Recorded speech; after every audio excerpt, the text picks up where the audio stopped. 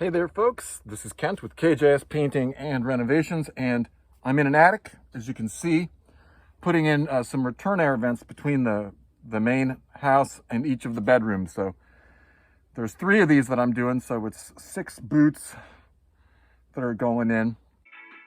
It's a good idea to put some tarps on the floor and to tape a contractor bag to the ceiling to capture most of the dust. Here's a nice shot of the boot right here. This is where I put the sealant, and that's also where the grill, the return air grill, there's a screw that attaches here. Here it kind of goes to that perforated section. So here's our boot.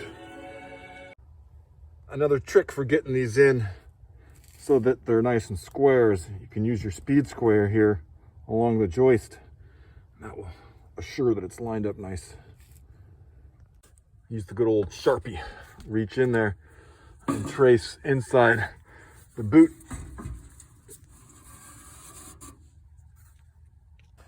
Then I make a cut a little on the outside of that line. Valley Heating's putting in a new furnace that also does air conditioning. And so told the homeowner they need to have all of the bedrooms, 3 bedrooms connected to the rest of the house. So that's what I'm doing.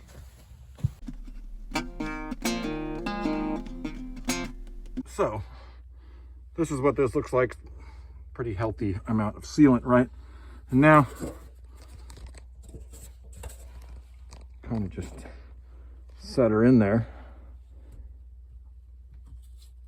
Okay, kind of squishes out around the edges in a satisfying way. I cut some wood struts to hold the boot down and to hold it in place. I had to notch over here for the Romex, right? And so it fits pretty tight. And I just sort of get this down there.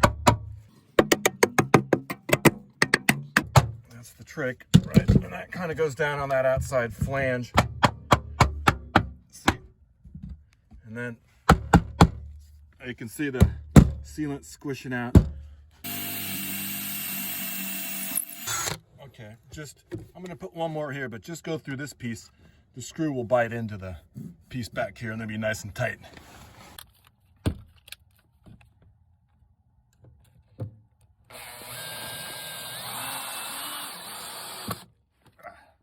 Bingo. Okay, so this is how it looks with both of them in. See, and this ain't going nowhere. Man, that's in there. We just finished this one, right? So I thought I would show this one. You know, this is a whole different ball game. You know, it's just the way the pipes are, and then this is the wall. It wouldn't fit this way, so this one's going this way, and so I had to cut this little piece. This one's gonna get a screw that goes down that way, right? It's gonna go down here, and this over here, you see, it's gonna get similar treatment. Oh, this was used before. And over here, you know, have to notch around the Romex, and then this is going to get slid in over this way, right? But each thing is a little different.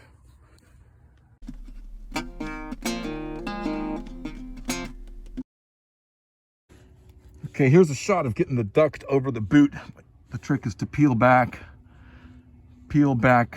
this mylar and the insulation, and then get this here on like this, right? You can see it's got plenty of purchase on there. And also do this, right? Find it's a lot easier to get this tape ready to go. I got more of it over here, right? Because it's tight in here and no fun. Look at these nails. Talk about it. Make sure to use a good flexible tape for flexible ducting.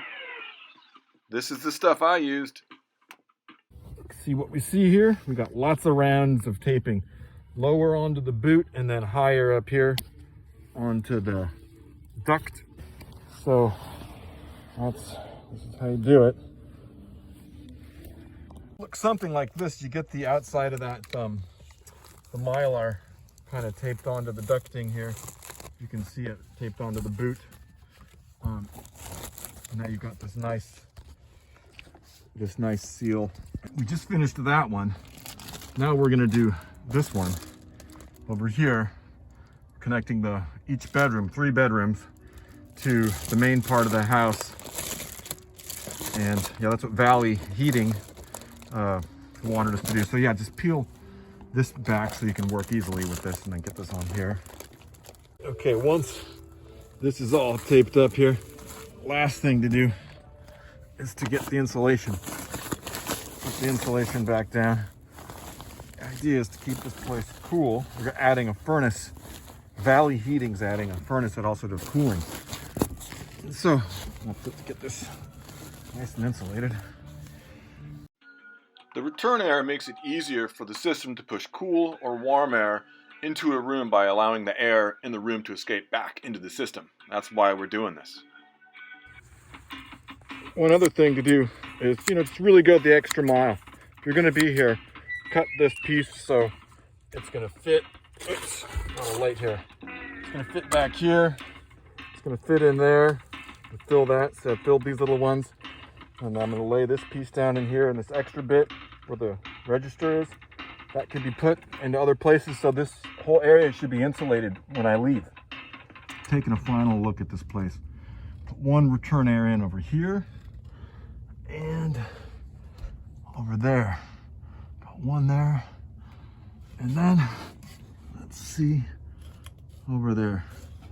Can you see that? Got one over there. All right, here's how we get out of here.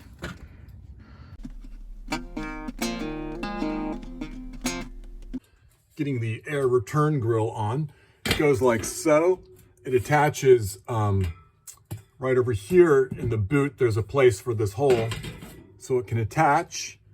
And I'm choosing to put it on like this, so because there's just the doorway here, so when you come up the hall, it's just going to look better like this. And just make sure that this measurement here is the same.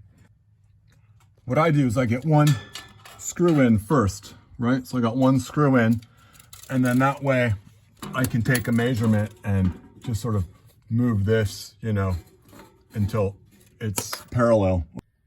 Here's an added tip. You can take one of these combination screwdrivers apart, and it works as a really good nut driver. It's a lot easier than using the Phillips to drive that. So you can just put it in here.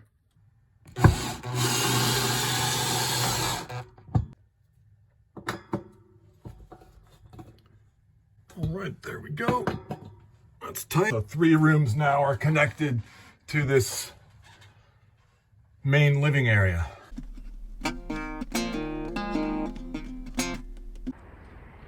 Well, this has been Kent with KJS Painting and Renovations, and this is how I put in air return registers, boots, the ducting. This was on a condominium. The property owners got a permit out, and Valley Heating's putting in a new furnace. And yeah, thanks for taking the time to watch the videos. Please like, subscribe, all that good stuff, and I'll see you on the next one.